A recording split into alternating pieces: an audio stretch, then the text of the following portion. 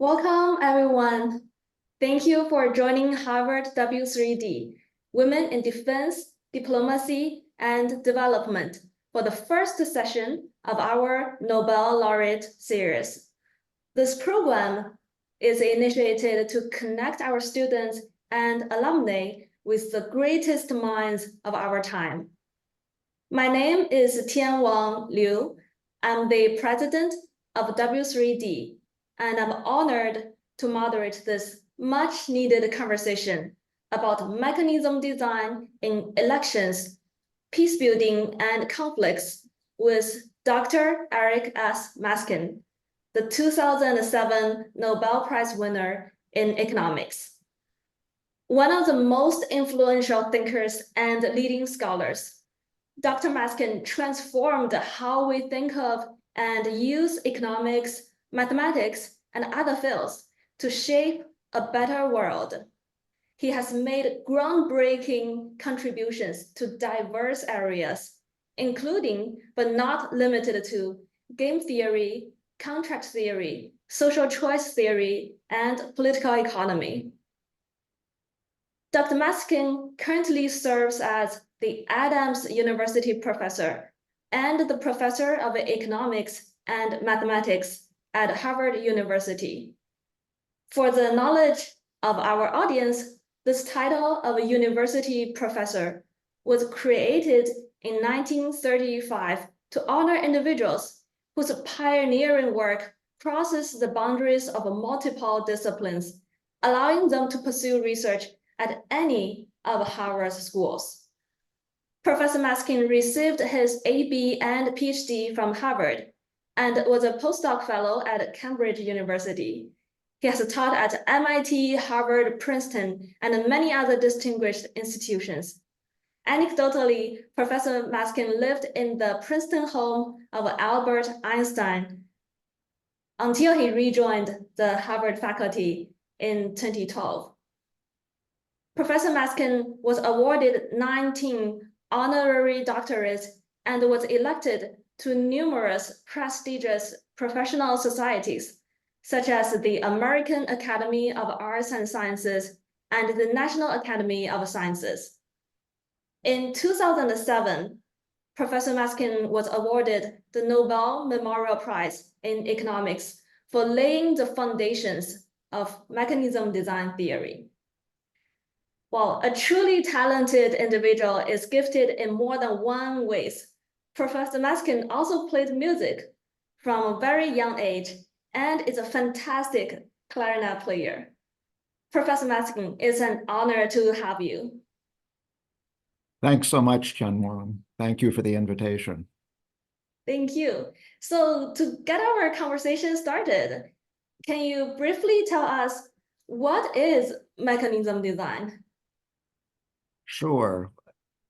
Well, in our society, in the U.S. in particular, a lot of decisions are made through markets. But we know that markets are not capable of solving all of society's issues, all social problems. For example, if we want to solve the problem of pollution, we can't go and buy clean air in a market. So mechanism design studies the creation and design of institutions, mechanisms beyond markets for solving important social problems. Thank you. That sounds a very useful tool to make a better society. So can you perhaps share some insights on the history of mechanism design? I think you probably already touched upon a little, so such as its origin and most important innovations and advancements. Sure. Well, mechanism design actually comes out of a very interesting intellectual debate which occurred in the 1930s and 1940s about the extent to which a market economy might actually be replaced by a centrally planned economy. And that was a very vigorous debate. I think the general conclusion that came out of that is that markets really cannot be completely replaced. It would be a mistake to think that we can do everything through central planning. Nevertheless, there are some things that do require government. I mentioned pollution as an example, and so mechanism design, which really arose in the 1960s through the work of Leo Hurwicz, was an attempt to first define where markets stop and other sorts of allocation tools, and in particular market interventions might begin, and second, how to design those market interventions to reach outcomes that are beneficial for society. Thank you. That's also very important intellectual discussions that lead to this important field. So it also sounds like potentially mechanism design has broad applications, like you mentioned pollution, but it's presumably also applied to other contexts. Can you give us some example of how mechanism design can be used to improve the markets or our world, perhaps in different policy areas? Well, one example arose in the 1990s. That was a time when many telecommunication companies were coming on the scene, and these telecom companies needed radio spectrum, radio frequencies to do what they wanted to do, such as provide cellular telephone service or satellite TV or Blackberries, that sort of thing. And so, but it was necessary for them to have control over the spectrum. And so the government, which had been controlling radio frequencies, designed a sequence of auctions under which the spectrum was actually transferred from the government sector to private hands. And the idea was that these spectrum auctions should promote efficiency. In other words, the spectrum should go to the telecom companies that place the highest value on it. And this was an important mechanism design problem. And I think it's fair to say that the field solved it pretty well. A lot of the telecommunication revolution that took place since the 1990s was very much helped along by these spectrum auctions. Thank you for the fantastic example. It sounds like a socially beneficial and also individually incentive compatible. So zooming into one of our themes today, which is like elections, peace building, and conflicts, can you probably tell us how mechanism design has been used in elections and what do you see as opportunity for improvement there? Right. Well, as I'm sure listeners know, in the US, we use for the most part, we use an election system which is called plurality rule, or first past the post, where each voter votes for one candidate, and the candidate with the most votes wins, even if that's short of a majority, and it often is short of a majority.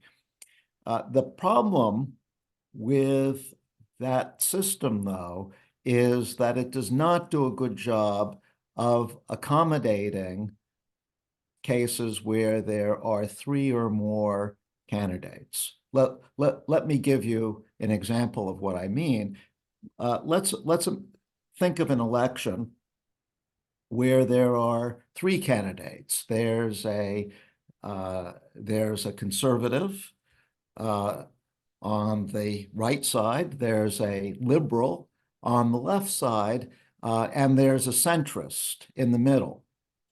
Well, these days, one of the big problems facing the US is polarization, the fact that liberals and conservatives are so far apart.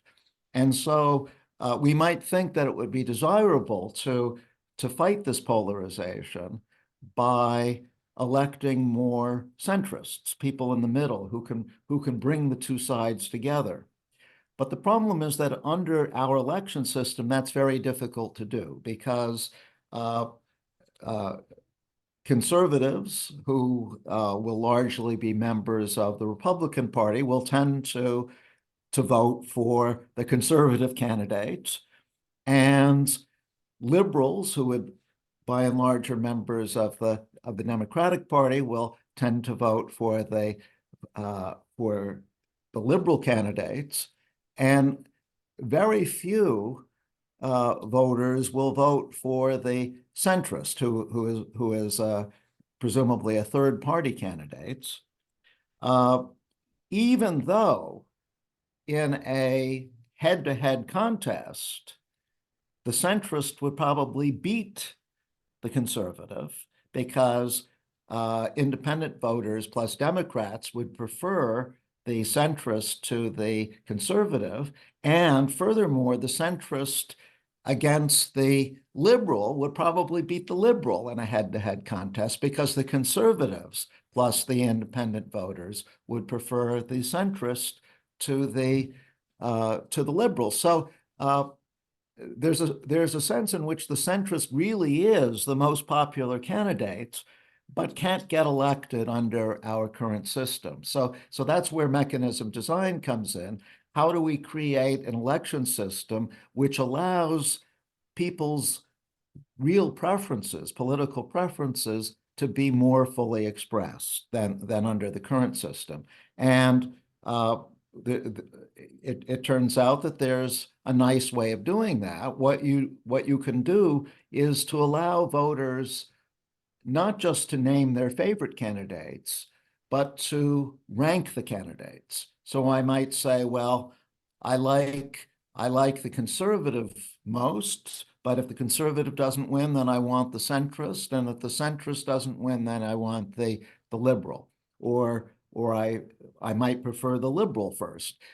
And then, given these rankings, what you do is elect the candidates who would beat each of the other two candidates by a majority in a head-to-head contest. So the centrist wins if more people rank the centrist over the conservative, if a majority rank the centrist over the conservative, and also a majority rank the centrist over the liberal. That kind of election system, which is sometimes called a majority rule election system, would do a lot to fight the political polarization that our country faces. Wow, that's a very deep and insightful. Thank you, Professor. So as we broaden from like a theory to a global level, so 2024 is a super election year with national elections in more than 60 countries and a quarter of the population heading to the polls. How do you foresee these presidential elections influencing the geopolitical landscape and shaping economic policies in both like short and long term? Well, that's a big question, and I have to acknowledge that I'm not an expert on geopolitical on the geopolitical landscape, but it does seem to me that in many countries, including the US, where there are elections this year, one of the issues on the table is the extent to which we will continue to countries will continue to look outward for cooperation with other countries. In the US, for example, there has been a retreat in recent years from what I would call multilateral cooperation. There's a possibility that, depending on how this election comes out, that we might even get out of NATO.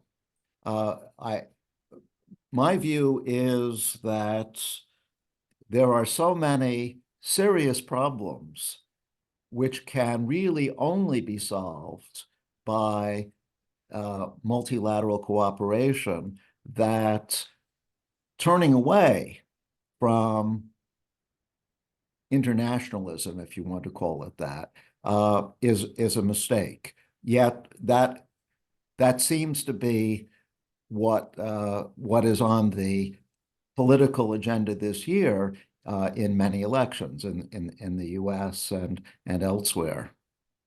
Thank you, Professor. And continuing discussion, probably another big question. What, in your perspective, stands out as significant challenges to global economy? And furthermore, how can we proactively navigate these challenges and implement some strategies to mitigate the associated risks?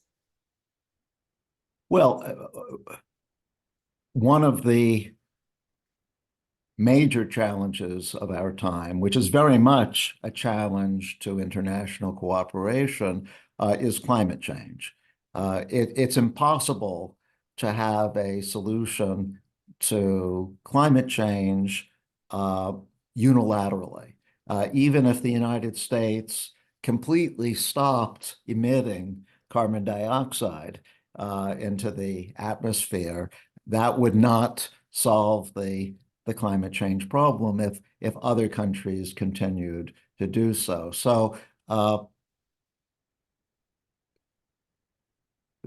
that I think is a great example of where international cooperation is called for. And actually that's also, I think, a great example of where mechanism design might help, because what's needed for climate change, I mean, we know basically what we have to do. We have to stop emitting carbon dioxide and other greenhouse gases, and we also have to figure out ways of pulling the carbon dioxide that's already in the atmosphere out.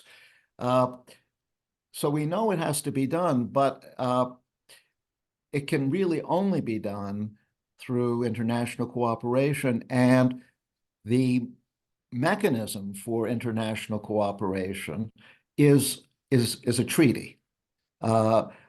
What we need to do is to design an international treaty which will reduce carbon emissions and also allow the extraction of carbon from the atmosphere. That's possible, but it's yet to be done. I should note that there are other areas where mechanism design actually was very useful in solving the problem at hand. You'll recall that there was a major problem some years back with the ozone level being damaged by the emissions of CFCs. That problem was in effect solved by an international treaty, the Montreal Protocols, which was a product of mechanism design. So mechanism design can be used and has been used successfully for international agreements. Climate change is an especially challenging target for an international agreement, but not one, I think, that is impossible to reach. Thank you, Professor. That's fantastic examples. And especially useful when you point out like at a national level, probably there are mechanisms designed by the government and the government can implement or even enforce that. But at international level, we probably need cooperation and the treaties, as you said, which doesn't limit the application. Okay, transitioning to our second theme, which is conflicts. How do you anticipate the current global conflicts in regions like South Sudan, Ukraine, and Gaza influencing the election outcomes and shaping the trajectory of the global economy in the coming years? And what do you think the key indicators that voters should consider when they assess candidates' abilities to foster economic growth and social stability? Well, let me just repeat something that I already said, which is that I think multilateral international cooperation is the secret for, it's not really a secret, but it's the technique for dealing and, if possible, preventing in the first place conflicts such as the ones currently taking place in Ukraine and Sudan and the Middle East. I think after the fall of the Soviet Union, the Western countries made a big mistake in dealing with Russia. There is no inherent reason why Russia should be our enemy. We share a similar culture. Russia is in many ways a European country. We were allies in the Second World War. There are many reasons why they should have been on our side after the Soviet Union fell. But I think there were two major failures of multilateralism. First, we made the mistake of expanding NATO and not including Russia as part of NATO. So it was quite understandable that when NATO was expanded, that Russia saw that as a threat. Furthermore, the expansion was quite unnecessary, even if Russia was a threat. The historic members of NATO were probably enough to deter Russia for most purposes. But second, you'll recall that in the 1990s, there was a terrible economic crisis in Russia, a very, very serious recession. That might have been an opportunity for the US and other Western countries to throw a lifeline to Russia in the same way that when Germany and Japan were defeated after in World War II, we threw a lifeline to them and helped rebuild them. Germany and Japan are now two of our strongest allies. If we had used that approach with Russia rather than the confrontational approach that we took, the world might look quite different today. Thank you, Professor. That's very powerful and deep. So we have two prepared questions.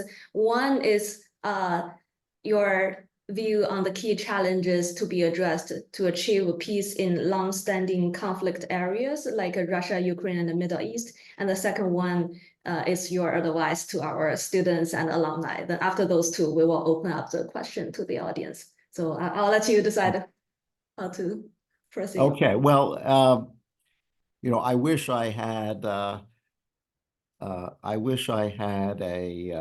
good answer for the Middle East. It seemed to me that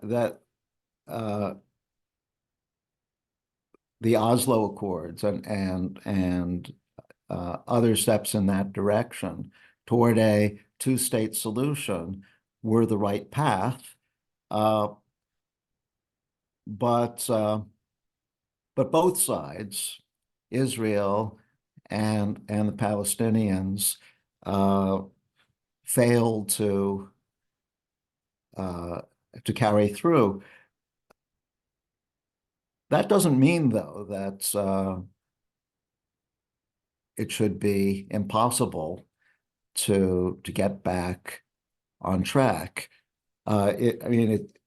It's true that Hamas in particular is never going to accept a two-state solution, but Hamas doesn't speak for all the Palestinians, and if it becomes possible for some other voice, some other leadership to emerge, perhaps with the assistance of the big Arab nations in the area, Jordan, Egypt, Saudi Arabia, and so on, then perhaps a two-state solution can once again be a practical goal. But that's really all we can hope for at the moment. Now, as far as career advice, I'm not a career counselor, but I can speak highly of doing what I did, which was to choose a career where I had the greatest possible freedom to pursue the sorts of questions, the sorts of problems that I was most interested in answering. I've been very happy with the career I've had, and it's not just because I've had a bit of success in answering tough questions, but the process, the day-to-day process of trying to answer those questions has been fun. So I guess I urge people who are thinking about what direction to go in to try to choose a direction which will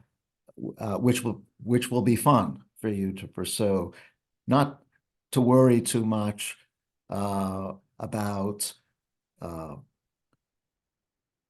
which career you will be in the greatest demand, or in which career the prospects for advancement are greatest, but rather where you will be freest to do what you really enjoy doing. Thank you, Professor. That's really excellent. And you are a great example of choosing a career that interests you, you enjoy the most. So as we open up the floor for questions, we encourage everyone to participate actively, and please use the raise hand button at the bottom of your screen, and our team will unmute you for the question. So just a reminder, this is opportunity for engaging and insightful dialogue. So we appreciate your cooperation in maintaining a positive and respectful environment for all participants. So please go ahead with your question. I see, Lissy, you have a question. Thank you so much, Professor, for this wonderful conversation here. If you could kind of help me understand ranked choice voting, it'll be great, because I know in Illinois, there's a lot of push to have ranked choice voting in many cities. At the same time, League of Women Voters, they have taken a stand based on their research that it is not really feasible. It's not bringing additional benefits, especially when it comes to implementation. Could you share a little more about your thoughts about its drawbacks and how we can solve it? Well, I was actually talking earlier about a form of ranked choice voting where voters rank candidates and we elect the candidates who would beat the others by a majority in head-to-head competitions. That's actually a little bit different from ranked choice voting as has been adopted in many American cities and a few states, such as Alaska and Maine. There are now 2 states which use ranked choice voting in most of their elections, including congressional elections. I think the only serious drawback to ranked choice voting, though, is that for voters who are not used to it, who are used to the traditional scheme where you just vote for a single candidate and the candidate with the most votes wins, ranked choice voting seems to be more complicated. And yes, it is more complicated and it takes some getting used to. But because the benefits are so strong, and I mentioned being able to fight polarization as one of the major benefits, I think the fact that ranked choice voting perhaps is a little bit more complicated than the usual one is outweighed by those benefits. In fact, there are some places in the world, Australia is a good example, where ranked choice voting has been used for many years. In ranked choice voting, in Australia, ranked choice voting has been used in the lower house of parliament, the federal parliaments, for over 100 years, very successfully. And people there are completely at ease with ranked choice voting, because it's a familiar institution. So in the US, where I think it's really quite seriously needed as an anti-polarization mechanism, it's incumbent on us who are promoting ranked choice voting to also provide some education where we take the time to explain how the system works and why it solves a serious problem with our more traditional voting system. I think with the educational efforts, people will understand the benefits and understand why they outweigh the drawbacks. Thank you, Professor. I see there's a great question from our chat box. William, are you there? Do you want to read it? Okay, I can go ahead. So the question is, any mechanism designed to address boomer aging in light of labor shortages, or do you expect markets to be sufficient? Just like when we have an aging population.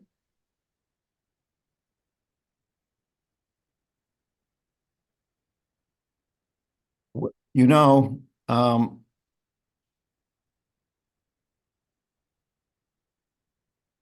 there certainly are things that that government intervention or mechanism design can do. I mean, one thing is to increase worker productivity.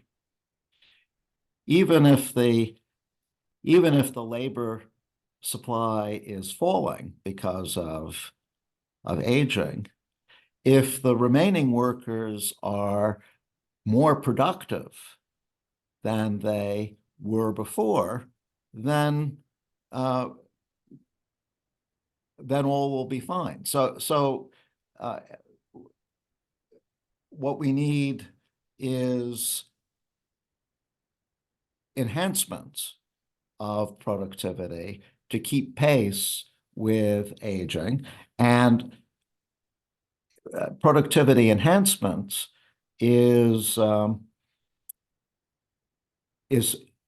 something that that we can make investments in, that societies can make investments in. One good example of that in the U.S., I think, is community colleges. Community colleges are an extremely valuable source of productivity gains, where people whose skills perhaps have been outmoded or even replaced by mechanization can learn new skills, which make them more productive members of the labor force. Now, of course, the question is how to pay for these community colleges, and that's where mechanism design can come in. One way is through the tax system. Another way is through student loans, but student loans which are perhaps smarter than the student loans we've been seeing in recent years, student loans in which people's repayment obligations are very much geared to their income. So if you're earning a comparatively low income, your debt obligations are minimal. But if you're doing extremely well, then you're going to repay a larger share of your debt. That's the sort of area where mechanism design can help in our thinking. Thank you, Professor. This is very useful to know. And I see your question from the chat as well. And this is like a great question to probably close our conversation. So the question is about the women's role in leadership and quality. So it's not unknown, and actually probably commonly know there are challenges to remove obstacles for women to succeed in workplace as well as in leadership roles, while maintaining their expectations and desires related to family care and work-life balance, for example. So anything you can share about women's role and equity?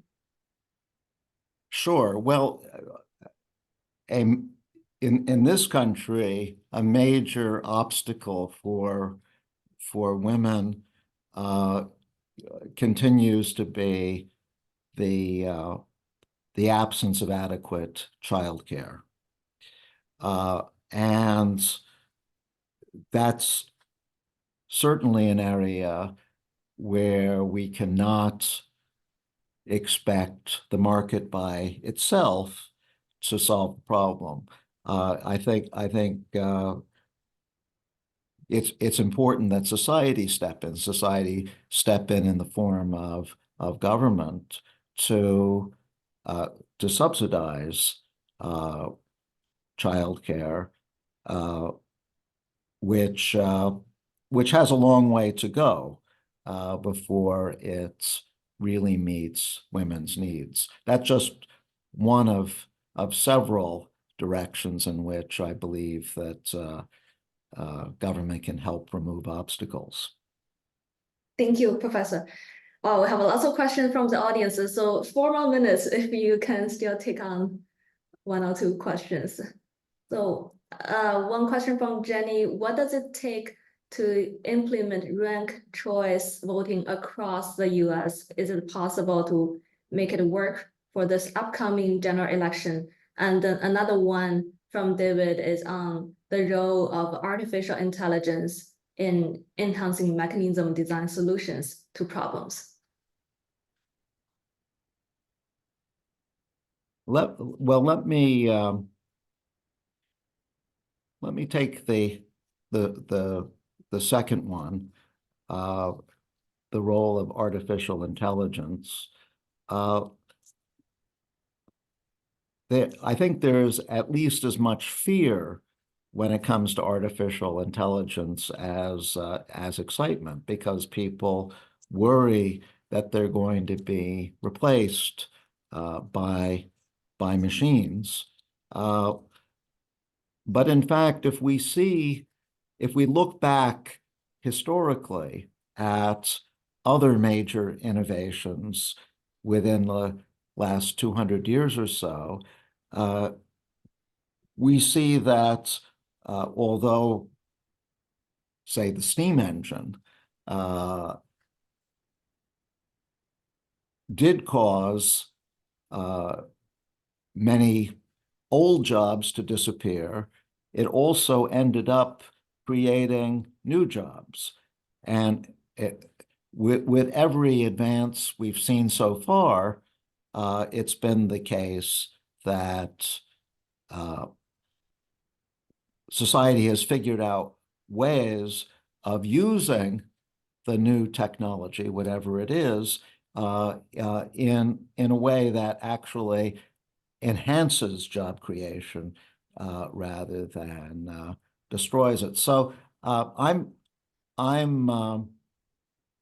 fairly optimistic in the case of artificial intelligence that in the end it's going to be just fine for the labor force.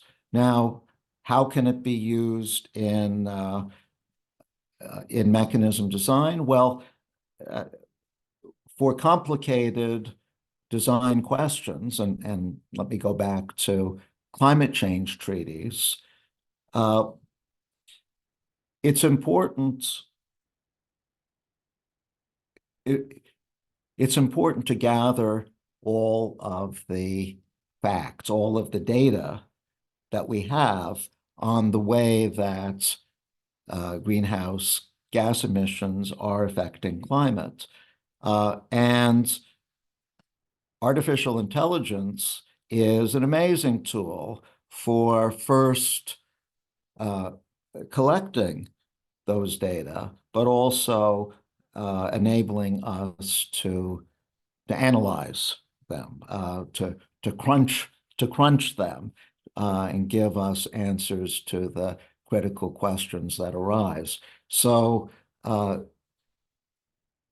artificial intelligence should prove to be an extremely valuable tool, particularly for the complicated mechanism design questions that will be arising in the years and decades ahead.